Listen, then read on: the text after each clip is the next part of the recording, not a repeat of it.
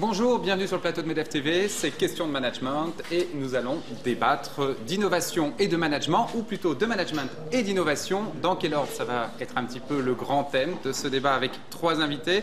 Je commence avec vous, Hugues Arnaud Meyer, bonjour. Bonjour. Alors vous êtes le PDG d'Abeille et de Neuzoko Tech, deux entreprises à la pointe de l'innovation. Absolument, donc une dans un métier ancien, Abeille fait des couettes plutôt innovantes. Et puis un deuxième laboratoire de recherche et d'innovation dans microbiologie appliquée. Eh bien, vous allez nous dire comment, au sein de vos entreprises, vous utilisez l'innovation. Et puis, vous êtes aussi très investi au MEDEF, vous êtes dans beaucoup de commissions, etc. Comment est-ce que l'innovation peut vous être utile? On va en parler dans quelques instants. Laurent Blanchard, bonjour. Bonjour. Alors, vous êtes le directeur général de Cisco France. Absolument. Cisco, votre cœur de métier, c'est l'innovation. Vous êtes aussi, je crois, le responsable monde de l'éco-responsabilité au sein de Cisco. Tout à fait. Donc on va parler un petit peu des nouveaux moyens que vous mettez à disposition de l'entreprise pour que l'innovation rende finalement plus humain le management. Oui, absolument. Et puis voire même à disposition de la société pour que la société soit plus respectueuse de l'environnement. Mais on va en parler. On va en parler de tout ça. Et last but not least, Vincent Ducret, bonjour. Bonjour. Alors Vincent, vous êtes auteur du Guide de l'influence, Tout à fait. un ouvrage qui cartonne, qui est sorti il y a quelques mois, et vous êtes conseiller Internet auprès du gouvernement. D'accord. Donc on ne va pas parler du tout aujourd'hui de la stratégie Internet du gouvernement, mais plus justement de cette innovation et de ce qu'elle apporte comme transformation. Est-ce qu'on est à l'aube d'un nouveau monde? On le dit chaque année. Est-ce que tout va changer dans le monde de l'entreprise selon votre regard? Tout à fait. Ce qui va être assez intéressant, c'est comment l'entreprise va se réorganiser autour de la gestion en temps réel de l'information. Comment l'entreprise va intégrer ces nouveaux profils, va intégrer ces outils et des nouvelles méthodes pour passer d'une interaction assez simple avec des médias traditionnels avec des interactions avec les consommateurs en direct. Donc c'est très intéressant. On est au tout début et c'est ce que j'ai souhaité partager dans mon ouvrage, Le Guide de l'influence. Alors on va s'intéresser peut-être à l'entreprise, à l'innovation à l'intérieur de l'entreprise. Comment est-ce que l'innovation change finalement les mœurs de l'entreprise? On parlait beaucoup pendant un moment des visioconférences, on en a tous fait. On n'aimait pas trop ça. C'est une technologie qui est en train d'être beaucoup plus aboutie aujourd'hui.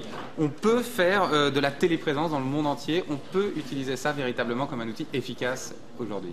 La réponse est oui. La téléprésence n'a rien à voir avec la visioconférence, c'est-à-dire que les visioconférences, les taux d'utilisation étaient entre 2 et 5% et disponibles depuis 25 ans, voire 30 ans.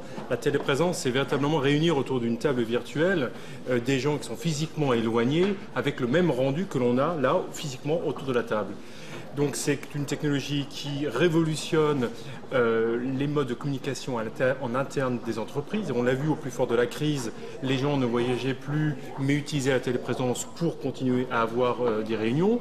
Mais on voit maintenant, il y a une deuxième étape de la téléprésence, c'est l'utilisation dans des environnements tels que la santé. La PHP à Paris utilise la téléprésence pour de la téléconsultation. Donc l'hôpital Vaugirard, avec un service de gériatrie, est en relation en téléprésence avec l'hôpital Pompidou pour de la consultation, de façon à ce que les patients n'aient pas à se déplacer.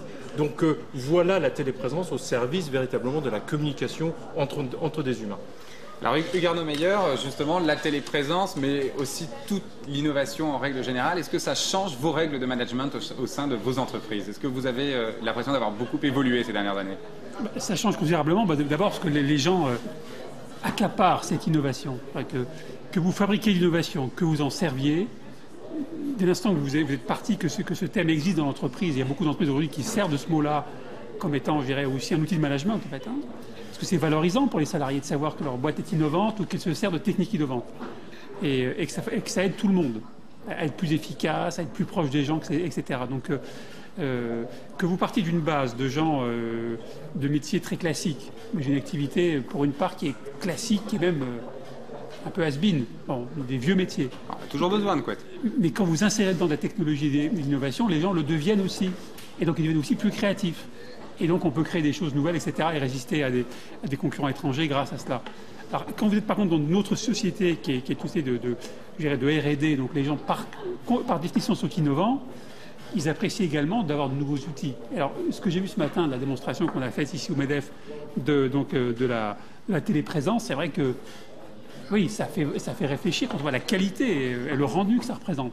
Ce qu'on a reproché aux outils qui avaient équipé parfois à la hâte certaines collectivités publiques d'outils qui ne servent à rien, parce que les gens ne s'en servaient pas, c'est parce qu'ils avaient un ressenti un peu artificiel. Les nouvelles technologies permettent autre chose, avec des gens qui sont habitués maintenant à communiquer par vidéo. Parce qu'il faut dire que quand on communiquait par téléphone ou uniquement par présence physique, on avait parfois d'autres intérêts à faire ça. Le téléphone va peut-être se cacher, on pouvait se raser en même temps. Là, c'est plus possible. Il faut être sérieux du début à la fin. On a vu, ça ne pardonne rien. En plus, il y a une présence de relief, etc. Donc, moi, je serais un adepte de ça. Et comme j'ai une vie engagée au MEDEF, vous le savez, je milite pour qu'on se serve toujours davantage de ces nouvelles technologies. Parce que quand on est provincial, comme c'est mon cas, on ne peut pas se permettre de venir à Paris pour une réunion d'1 heure. Voilà. Effectivement. Alors Vincent, justement, quand on regarde de l'extérieur, pendant longtemps, on a eu l'impression que l'innovation, il fallait l'imposer aux salariés, souvent dans la douleur. Aujourd'hui, est-ce que vous avez l'impression que ça change, que c'est justement le salarié qui demande cette innovation? En fait, ce qu'on peut observer aujourd'hui, c'est que l'homme est revenu au centre de la démarche. On voit que dans l'entreprise, on a passé toute une période où on avait un peu ce serveur central sur lequel on disposait un petit peu les hommes autour. Aujourd'hui, on va se concentrer sur l'organisation humaine et sur la mise en place de périphériques techniques pour encourager ces interactions. Et du coup, l'innovation, elle est profondément humaine et elle vient prolonger un petit peu l'interaction qu'ont les employés d'entreprise ou doivent avoir. Ça passe par deux choses, par un décloisonnement des services, clairement, autour de la communication, autour du temps réel. C'est ce que j'évoque dans mes travaux. Et ça passe aussi par l'intégration de nouveaux outils, comme par exemple téléprésence, effectivement. Moi, si je peux intervenir, j'aime beaucoup ce que vous dites, parce que l'innovation pour l'innovation, on s'en fiche. Alors après, l'innovation comme élément différenciant dans la stratégie de l'entreprise, ça on l'a vécu. Aujourd'hui, on est vraiment en train de vivre l'innovation dans la gouvernance des entreprises. La gouvernance des entreprises, c'est remettre de l'humain, remettre de l'émotion, faire en sorte que le management ne soit pas un management celui qui nous a accompagnés pendant plus de 25 ans, qui soit uniquement un management par rapport à des résultats, à de la performance, mais c'est un management qui va se positionner plus dans une forme de coaching. Comment je m'assure que mes collaborateurs vont être dans un environnement où ils vont pouvoir oser se sentir à l'aise, confiant, pour prendre des risques, pour se tromper et pour être innovant. Et ça, c'est le vrai challenge aujourd'hui des entreprises.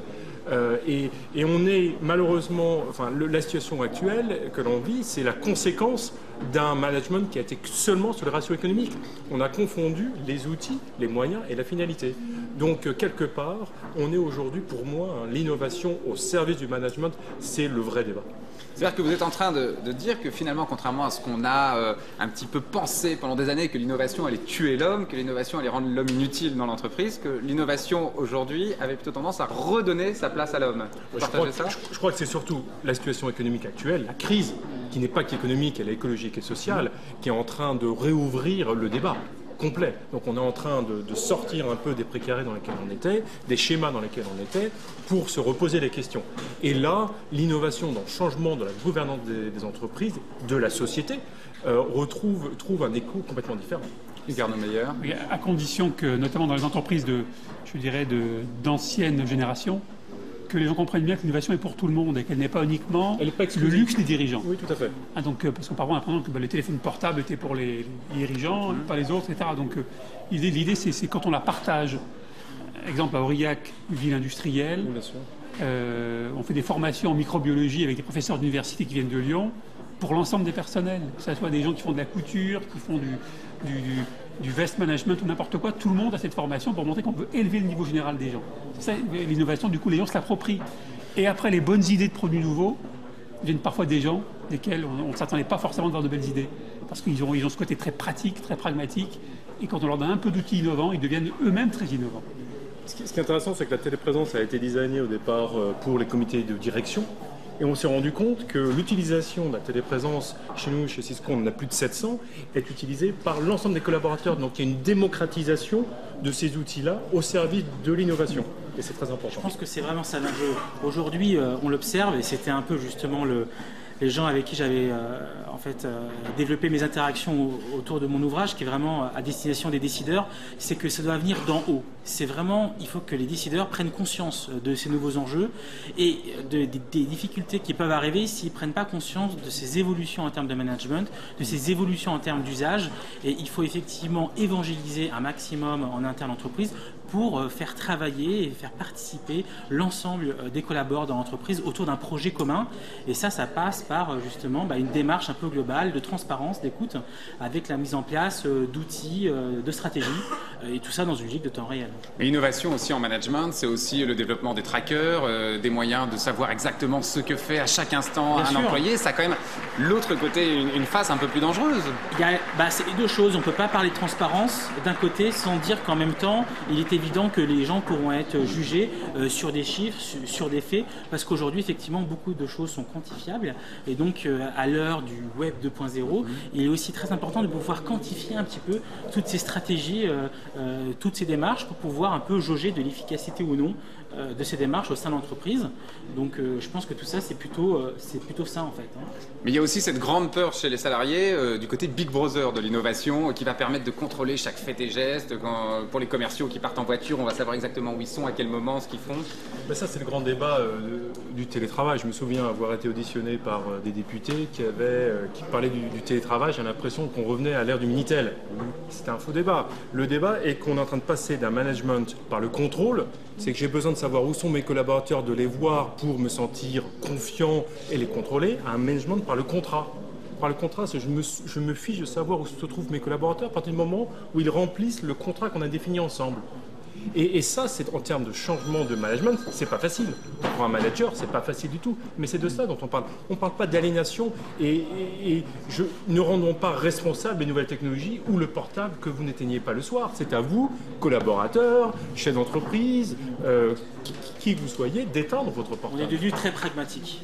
Absolument. Alors, Hugues Meyer, vous avez fait cette expérience au sein de vos entreprises du télétravail et avec des résultats qui, semble-t-il, sont très positifs. Moi, par obligation, quand on a des sites qui sont à travers la France sur 7 ou 8 points différents, il faut bien avoir des méthodes permettant de rapprocher tout le monde. Juste une anecdote sur ce que disait monsieur. J'ai suivi au mois de juillet une étape du Tour de France dans une voiture de manager d'équipe sportive. Chaque coureur, je les croyais téléguidés par une force supérieure qui était le patron de l'équipe, qui disait tu attaques à tel endroit. En fait non, les VIP attaquent quand ils ont des jambes pour attaquer dans le Tourmalet et ailleurs. Par contre, ils sont tous connectés par des oreillettes, par des outils, etc. Mais le leader de l'équipe dans laquelle j'étais, il voulait pas, il a arraché son oreillette et il était tranquille. Et son patron n'a pas pu lui dire qu'il n'était pas branché. Le type, il est arrivé très bien placé dans l'étape. Donc ça veut dire que les histoires de dire qu'il y a un Big Brother qui surveille le monde, honnêtement, c'est pas vraiment la réalité du terrain. Les gens n'ont qu'à se connecter quand ils le désirent. Chez nous, il faut passer par des balises, il y a quelques points à respecter. Autrement, on respecte un point. Contractuellement, il y a des meetings, il y a quelques reporting à faire. Et le reste, faites ce que vous avez à faire pour faire le mieux possible. Si vous le faites en moins de temps que les autres, tant mieux pour vous. Ça permet de développer le travail à domicile, y compris dans les technologies anciennes, en faisant entrer les outils chez les gens sans les mettre forcément dans les usines, parce que les gens veulent vivre avec leur famille, notamment les mères de famille qui ont des soucis. Il y a les problèmes de transport, notamment dans les grandes villes, et puis il y a les problèmes de coûts de logement qui sont moins chers dans certains endroits qu'à d'autres. Ces méthodes-là permettent à des gens de s'équilibrer davantage dans leur vie personnelle. Vous me disiez que vous, dans votre expérience, vous avez eu des gains de productivité en faisant travailler les gens chez eux. Absolument, comme ça ils sont libres de leur temps. Alors après, le seul problème éthique qu'on peut avoir, c'est que est-ce qu'ils respectent pour eux-mêmes, je dirais, le droit du travail. Ça, c'est une autre paire de manches. Oui, mais à la limite, c'est une façon de responsabiliser le collaborateur. Nous, on l'a vécu également, puisque l'utilisation de telle présence nous a permis de rendre du temps utile aux collaborateurs. C'est plutôt que d'être à se lever à 5 h du matin pour prendre l'avion pour Israël, on reste chez soi, on a du temps pour sa famille. Maintenant, on peut voir également l'alignation qui va être que la personne va peut-être devoir travailler à 23 h, mais c'est son choix. C'est son choix. Vincent, est-ce que vous pensez justement qu'il va falloir légiférer au fur et à mesure que l'innovation progresse, que les lois doivent suivre? En fait, ce qui est très intéressant dans toutes ces nouvelles approches, c'est que le droit n'est pas arrivé là. Et donc on l'observe souvent dans les évolutions d'Internet, on en parle beaucoup actuellement, c'est justement, ce qui est très intéressant, c'est qu'on arrive à une maturité en fait dans les usages en ligne, et on est arrivé justement à un usage maintenant quotidien qui fait que les gens prennent les choses de manière très pragmatique et ont développé des usages cohérents où ils savent quelle est la limite ou non en termes d'information personnelle, en termes d'usage et de partage de données. Moi, ce que j'aimerais dire en fait, c'est que par rapport à l'innovation qu'on vient d'évoquer au management, il y a un point qui est très important qui est la formation. C'est que pour pouvoir faire bénéficier effectivement de tous ces outils et de tous ces avantages et de toutes ces nouvelles solutions, il faut pouvoir accompagner au sein de l'entreprise l'ensemble de ses collaborateurs pour qu'ils puissent comprendre et bénéficier et jauger de la valeur ajoutée que ça peut avoir pour eux. Et je pense que ça, je ne sais pas comment ça se passe chez vous, mais je pense qu'il faut vraiment pouvoir les accompagner pour qu'il n'y ait pas cette fracture un petit peu numérique qu'on a évoquée il y a quelques années et que ça se fasse naturellement et que toutes les générations puissent y participer. Je pense que c'est très important. Alors une dernière question pour terminer, il y a quand même un danger qui a peut-être aussi un aspect vertueux pour le management dans l'innovation, c'est qu'aujourd'hui la moindre faute, la moindre erreur de management peut se répercuter extrêmement vite au sein de l'entreprise par les SMS, par les textos, par les mails, etc. Vous vivez maintenant les managers avec une épée de Damoclès au-dessus de la tête peut-être plus présente qu'avant, non ? La pression s'inverse et on est là aussi pour être meilleur qu'avant. Et si ces méthodes-là nous obligent à être meilleurs qu'avant, tant mieux. Si le monde devient plus impitoyable pour les managers, les managers, ils ont aussi des responsabilités, ils doivent les assumer. Laurent Blanchard ? Moi, je ne suis pas tellement d'accord avec ce que vous dites. Je pense que le manager a des responsabilités, quels que soient les outils, quelle que soit la vitesse avec laquelle l'information doit se propager. La même manière que effectivement une rumeur peut se propager, qu'elle soit négative, elle peut également être positive. Donc je crois que le manager doit être capable de prendre du recul, être sûr de sa stratégie, oser prendre des risques et assumer. Vincent, le dernier mot justement sur cette immédiateté de l'information.